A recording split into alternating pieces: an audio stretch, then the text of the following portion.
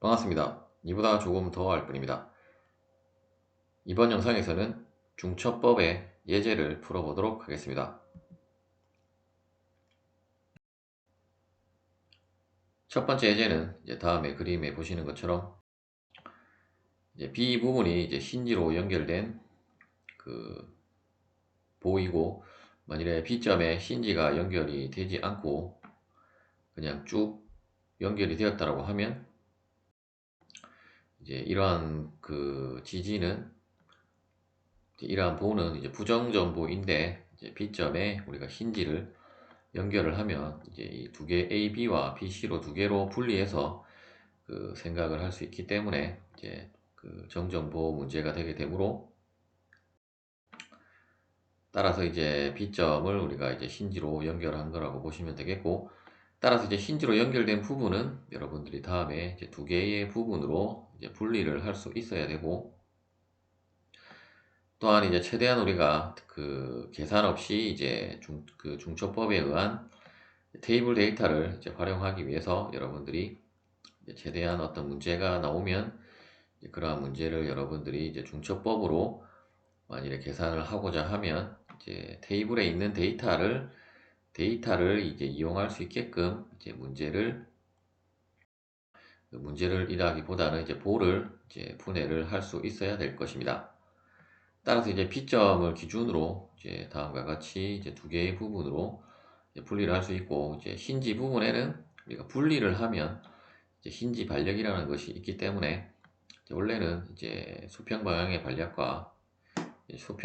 반력과 수직 방향의 반력이 있는데, 어차피 외력이 수직 방향으로만 작용을 했기 때문에 수평 방향의 힘은 0이 되게 되므로 굳이 도시를 하지 않은 거라고 보시면 되겠고, 하지만 여러분들이 항상 계산을 하실 때는 수평 방향의 반력도 반드시 힌지는 들어간다라는 것을 우리는 정력학에서 배웠을 것이고, 따라서 먼저 분리된 부분에는 항상 다시 결합을 하면 힘들이 상쇄되어야 하기 때문에 F가 이쪽 방향으로 작용을 했다라고 하면 반대쪽 분리된 부분에도 동일한 힘의 크기를 가지고 방향은 반대인 힘으로 여러분들이 도시를 해주면 되고, 따라서 먼저 뭐 위쪽 부분으로 풀 건지 아래쪽으로 풀 건지, 어차피 두 개가 연결이 되어 있기 때문에 일단 우리가 델타 B와 시타 A를 구하는 문제인데, 델타 B는 연결이 되어서 이쪽 부분에 이렇게 쳐지는 것과 이쪽 부분에 이렇게 쳐지는 것은 동일하기 때문에 여러분들이 이 부분으로 풀든지 이 부분으로 풀든지 둘 중 하나를 선택을 해서 푸시면 되겠고, 일단 이러한 형태는 우리가 테이블 데이터였기 때문에 다음에 형태를 여러분들이 활용을 하시면 되고, 일단 뭐 방향은 반대로 되어 있지만 어차피 끝단에 대한 우리가 처짐량이기 때문에 어차피 이렇게 되어 있나 이렇게 되어 있나 상관은 없고, 어차피 그 처짐량은 동일하기 때문에 우리가 중첩법에 의해서 먼저 분포하중 Q에 대한 이 B점에 대한 처짐량에다가 F에 의한 다음과 같이 집중하중이 끝단에 작용하는 이 경우에 대한 처짐량을 더해주면 결국 델타 B로 계산이 되는 거라고 보시면 되고, 따라서 각각의 테이블에서 값을 여러분들이 찾아서 그 두 개의 값을 더해주면 되고, 또한 F 대신에 우리가 3분의 2P를 3분의 2P는 이 지금 분리된 AB 빔에 대한 여러분들이 평형 방정식에서 F를 구한다라고 보시면 되겠고, 일단 길이가 3분의 2A로 주어졌기 때문에 이 부분의 반력은 3분의 2P가 된다는 것을 알 수 있고, 따라서 F 대신에 3분의 2P를 대입을 하면 9EI분의 2PB 세제곱이 되고, 물론 이대로 여러분들이 답을 적어도 되고, 혹은 그냥 EI는 공통이기 때문에 8과 9에 대한 그 최소 공배수를 구해서 어차피 8, 9, 72로 바뀌었기 때문에 이제 72로 해서 뭐 그런 식으로 이제 하나의 그 값으로 이제 식을 정리를 하셔도 되겠습니다. 이번에는 이제 시타 A를 구하는 것인데, 이제 시타 A는 이제 우리가 이 부분은 이제 또 한 가지 우리가 생각해야 될 것이, 만일에 집중하중 P가 없었다라고 하면 그냥 이 부분은 다음에 이 점선으로 된 이제 이러한 그 직선으로 그냥 이렇게 그 델타 B만큼 이제 이동을 해서 이제 이렇게 연결이 될 건데, 이제 하중 P가 이제 작용을 했기 때문에 이제 그 P에 의한 이제 다음에 이러한 그 처짐이 이제 발생을 하게 될 것이고, 따라서 이제 이 부분도 이제 여러분들이 그 먼저 이 점선에 대한 그 각도, 이제 직선에 대한 이 BA, B 프라임에 대한 각도를 이제 구한 다음에 이제 그 상태에서 다시 이제 휘어진 그 부분에 그 접선의 기울기 값만큼의 각도를 이제 더해준 것이 전체 이제 시타 A가 된다라는 이제 부분을 알면 뭐 크게 어렵게 계산할 일은 없을 것이고, 먼저 이제 이 점선 직선에 대한 이쪽 부분의 각도를 우리가 이제 시타 A1이라고 하면, 일단 집중하중 P만 작용한 경우이기 때문에 이제 이 경우는 이제 이 F를 어떤 우리가 이제 그 단순 지지보라고 우리가 가정을 하면, 이제 다음에 그 단순 지지보 케이스에서 현재 B가 다시 B가 아니고 이제 이쪽 부분이 A고 이쪽 부분이 B이기 때문에 우리가 이제 시타 A를 구하는 것이기 때문에, 따라서 이제 그 테이블에서도 이제 시타 A에 대한 것을 여러분들이 이제 선택을 하시면 되고, 따라서 이제 여기에서 우리가 이제 대입을 하는 것을 이제 A 대신에는 그 원래 이제 이 주어진 3분의 2 A를 그 대입을 하시면 되고, 나머지 B는 이제 항상 이 전체가 어떤 L이라고 생각을 하고, 여기는 이제 A로 나왔지만 전체가 L이라고 생각하고, 따라서 그러면 L 이꼬르 A이기 때문에, 따라서 이제 나머지 부분은 3분의 A가 되게 되므로, 이제 B는 이제 3분의 A가 되게 되므로, 따라서 이제 B 대신에는 3분의 A, 그리고 이제 이 앞쪽 부분을 우리가 그 값을 선택을 했기 때문에 이제 B를 넣어야 되는데, 이제 B 대신에 3분의 A를 대입을 해서 식을 정리를 해보면 이제 81 2i분의 4PA 제곱이 되게 되고, 그리고 이제 시타 A1은 앞서 이제 설명드렸던 대로 그 이제 삼각 B에 의해서, 원래 이제 시타 A라고 하는 것은 이제 원래는 탄젠트 시타 A인데, 이제 지금 그림상으로는 우리가 가시적으로 보기 위해서 이제 굉장히 크게 작성이 되었지만 실제 각도는 아주 미소하기 때문에, 따라서 원래는 탄젠트 시타 A1인데 이제 탄젠트 시타 A1에서 각도값이 미소하면 그냥 시타와 같기 때문에 이제 탄젠트가 이제 생략이 된 거라고 보시면 되겠고, 따라서 탄젠트 정의에 의해서 이제 A분의 델타 B이므로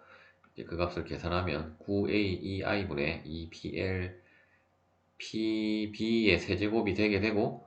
따라서 이제 결국 시타 A라고 하는 것은 우리가 이제 중첩의 원리에 의해서 결국 각각의 값을 이제 더해준 것과 같기 때문에,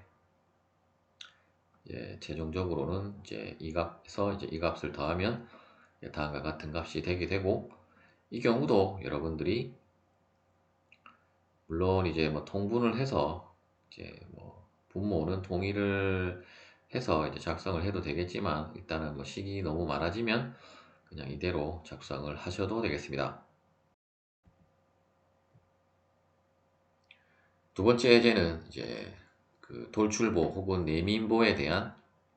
그 예제로, 이제 이 경우도 여러분들이 만일에 예제를 한번 풀어보지 않고 문제가 나온다라고 하면 그냥 이제 기본 우리가 저번 영상에 다루었던 그 이제 중첩법에 대한 그러한 개념만으로는 이제 풀이가 상당히 곤란한 문제라고 보시면 되겠고, 하지만 이제 또 어떻게 우리가 분리를 하느냐에 따라서 결국은 이제 다 테이블에 있는 데이터를 이제 활용하는 것이기 때문에 이제 어떻게 분리하는지만 이제 여러분들이 방법론을 익히면 이러한 문제도 뭐 충분히 이제 쉽게 풀 수 있다라고 보시면 되겠고, 먼저 이제 기본 테이블에는 이제 뭐 그 돌출부에 대한 것은 없기 때문에 이제 빔에 작용하는 외력의 형태를 우리가 자세히 보면 직관적으로 이 분포 하중이 끝나는 B점까지를 자르고 나머지 이제 10kN 이 있는 부분 이 두 개로 이제 잘라야 된다는 것을 알 수 있을 것이고, 앞선 우리가 힌지가 있었기 때문에 힌지를 자르면 이제 어떤 두 개의 그 반력이 생기는데, 만일에 어떤 힌지 없이 그냥 원래의 빔을 자르게 되면 그 자른 빔은 이제 가장 D 부분에 있는 이제 그림처럼 우리가 이제 외팔부와 같다라고 하는 것을 이제 여러분들이 그 알면 되겠고, 따라서 이제 먼저 이렇게 잘랐을 때 이쪽 부분만 우리가 이제 한번 살펴보면 이제 다음과 같은 이제 10kN 이 끝단에 작용하는 이제 아주 간단한 외팔부의 형태이고, 이제 이 경우에 대한 이제 처짐량은 여러분들이 쉽게 계산을 하실 수가 있을 것입니다. 물론 계산도 할 수 있고 당연히 테이블 데이터에도 있기 때문에 테이블에서 찾으면 일단 VC에 대한 것은 다음의 값으로 찾을 수 있을 것이고, 직관적으로도 하중이 이쪽 방향으로 작용하면 처짐은 다음과 같이 파란색 곡선으로 된 부분으로 아랫방향으로 이제 처지게 된다는 것을 알 수 있고, 이제 문제는 이제 나머지 남은 부분에 우리가 어떻게 처리를 할 것이냐에 대한 문제인데, 일단 앞서 우리가 힌지를 분리했을 때와 마찬가지로 이제 이쪽 부분의 반력은 원래는 이제 수평 방향, 수직 방향, 그리고 이제 반력 모멘트에 이제 세 개의 반력이 있는데, 다행히도 수평 방향의 외력은 없기 때문에 이제 수직 방향과 그리고 반력 모멘트 두 개만 있게 되게 되고, 따라서 이제 직관적으로 그 이쪽 부분에 하중이 작용하면 모멘트는 이제 시계 방향으로 회전을 하기 때문에 이제 반력 모멘트의 방향은 반시계, 다시 이렇게 돌면 시계 방향으로 다시 이제 이 부분이 시계 방향으로 돌면 이제 반시계 방향으로 돌아야 될 것이고, 그러니까 이제 이쪽 부분에 항상 이제 크기는 같고 방향이 반대여야 되기 때문에 이제 시계 방향으로 반대쪽은 도시가 되는 거고, 당연히 이제 위쪽으로 향하는 반력이기 때문에 이제 반대쪽 이 그 단순 지지부에는 이제 그 10kN 이 아랫 방향으로 이제 향해야 될 거고, 이제 이 힘과 이제 분포 하중이 이제 복합적으로 있는 경우가 되게 되고, 복합적으로 있다 하더라도 결국 우리는 하나하나씩 결국 이제 이 부분도 집중 하중이 있는 경우와 이제 이 굽힘 모멘트가 있는 경우 두 개로 또 이제 분리가 된다라고 보시면 되고, 그런데 이제 10kN 이 하필 또 이제 그 서포트 부분에 그 수직선과 일치하는 부분에 작용을 했기 때문에 결국 10kN은 이제 무의미하게 되게 되어서 결국 우리가 이제 이 그 커플 모멘트에 의한 이제 처짐량만 우리가 생각을 해주면 되고, 다시 이제 처짐량이 아니라 이제 B는 서포트가 있기 때문에 처지지 않기 때문에 처짐량이 아니라 이제 이 부분에 대한 우리가 처짐각을 구하면 이제 그 접선을 쭉 C점까지 이으면 이제 그 점까지의 그 처짐량이 이제 즉 이제 이 그 우력 모멘트에 의한 이제 처짐량 VC2를 이제 구할 수 있다라고 보시면 되겠고, 어차피 직선이기 때문에 우리가 이제 이 각도는 그 탄젠트로 여러분들이 이제 삼각비로 계산을 하시면 되겠습니다. 그리고 이제 이 부분도 마찬가지로 이제 B 부분에 대한 처진각을 구해서 이제 그 접선이 이제 C점까지 이어지는 부분에 대한 이제 탄젠트를 구해서 이제 VC1을 이제 계산을 할 수 있다고 보시면 되겠고, 결국 이제 이 시타 B1이나 시타 B2는 모두 미소각도이기 때문에 원래는 이제 탄젠트 시타 B1, 탄젠트 시타 B2이지만 미소각도에서는 그냥 탄젠트 시타는 시타이기 때문에 그냥 시타 B1, 시타 B2가 탄젠트와 같이 이제 계산이 된다라고 보시면 되겠습니다. 따라서 이제 우리가 수식으로 돌아와서 먼저 이제 P점에 대한 이 시타 B는 여러분들이 테이블에서 찾아보면 이제 B점에 대한 분포 하중에 의한 이 B점에 대한 어차피 이 경우는 균일 분포 하중이기 때문에 시타 A나 시타 B는 동일할 것이고, 이제 그 값은 24 EI분의 이제 오메가 L 세제곱이 되게 되고, 오메가 대신에 그 5kNm를 대입을 하고, 이제 L은 이 전체 길이 4m를 대입을 해주면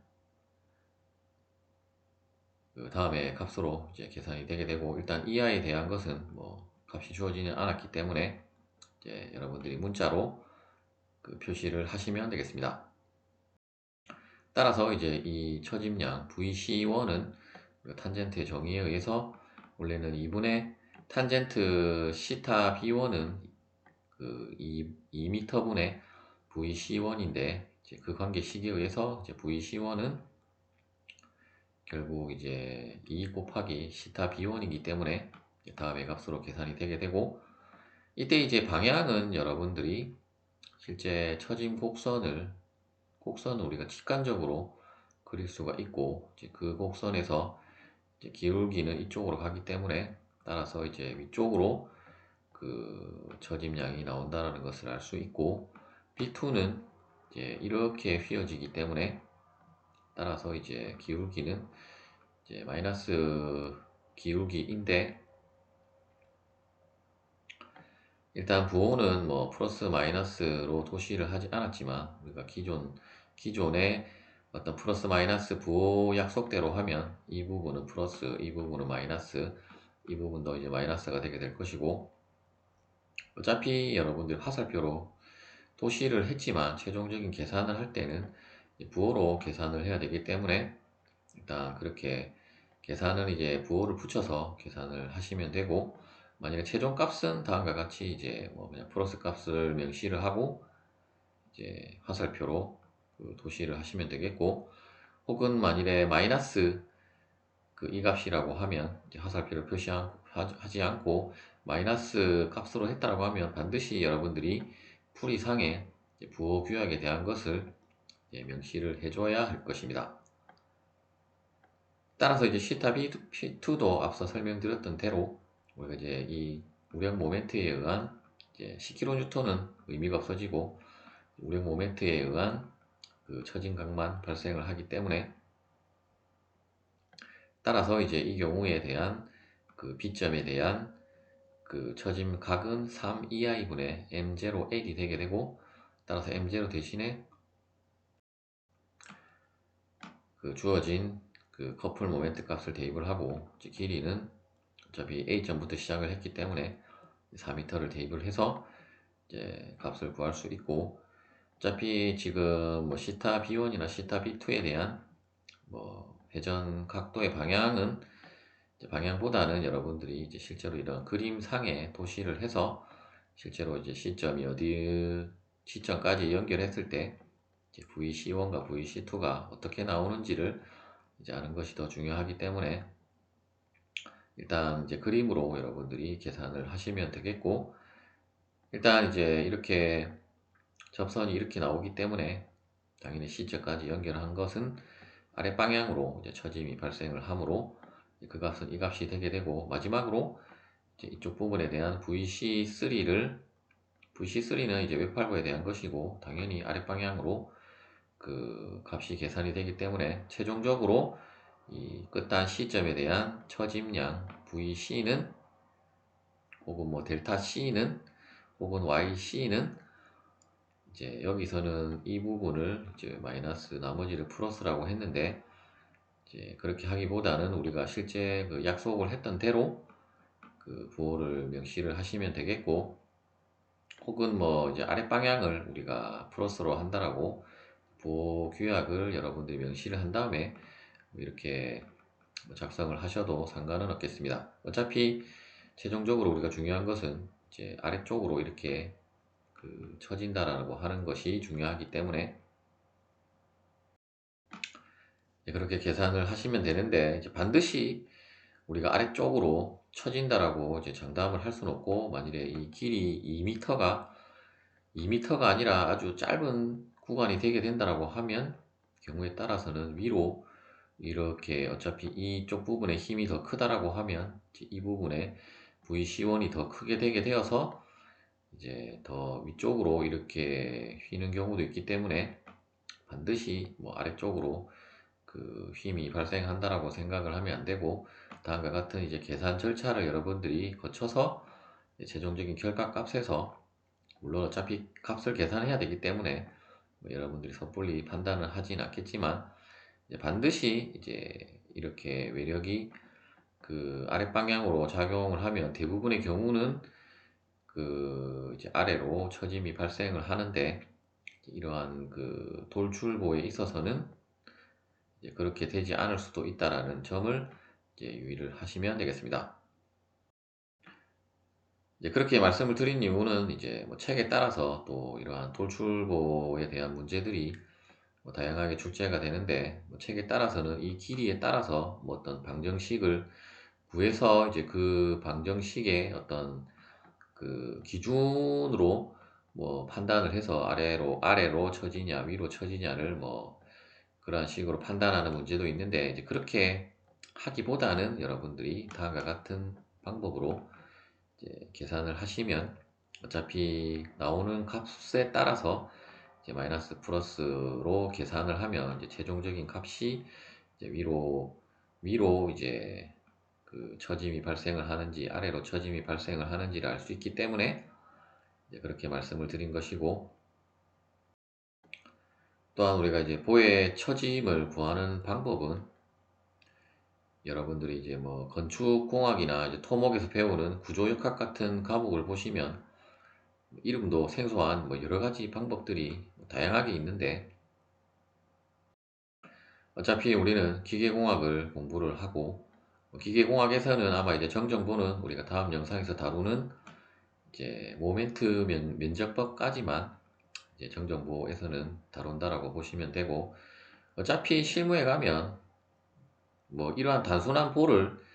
설계를 하라라고 하는 문제는 없고, 대부분은 이제 복잡한 구조물로 가게 될 건데, 뭐 그러한 구조물을 우리가 일일이 이러한 방법으로 계산을 하진 않기 때문에, 물론 뭐 제가 뭐 건축 토목을 전공한 사람이 아니기 때문에 뭐 그러한 것이 뭐 필요할 수 있다 없다를 단정할 수는 없겠지만, 최소한더러 이제 기계공학에서는 어차피 우리는 이제 결국은 궁극적으로는 CA로 이제 가기 때문에 뭐 그러한 것은 이제 필요 없다라고, 기계공학의 한정에서는 이제 필요 없다라고 보시면 되겠고, 이제 다음 영상에서 다루는 이제 정정보에서는 이제 모멘트 면적법까지만 여러분들이 아시면 되고, 아마도 이제 실제 그 기계기사 같은 문제에서도 아마 이제 모멘트 면적법까지만 이제 정정보는 다룬다라고 보시면 되고, 또한 여러분들이 이제 뭐 기계기사 시험을 이제 준비를 하시는 분들은 그 시험에서는 우리가 일일이 뭐 테이블도 제공이 되지 않을 뿐더러 그러한 것을 찾고 있을 시간도 없기 때문에, 그 뭐 기본적인 그 형태에 대한 이러한 값들은 이제 여러분들이 가능하면 이제 암기를 해야 될 것이고, 아마 이제 몇 가지가 되기는 할 건데, 이제 그러한 것들은 여러분들이 이제 그러한 책 뒤에 테이블을 틈틈이 보면서 이제 암기를 하시면 되겠습니다. 시청해 주셔서 감사합니다.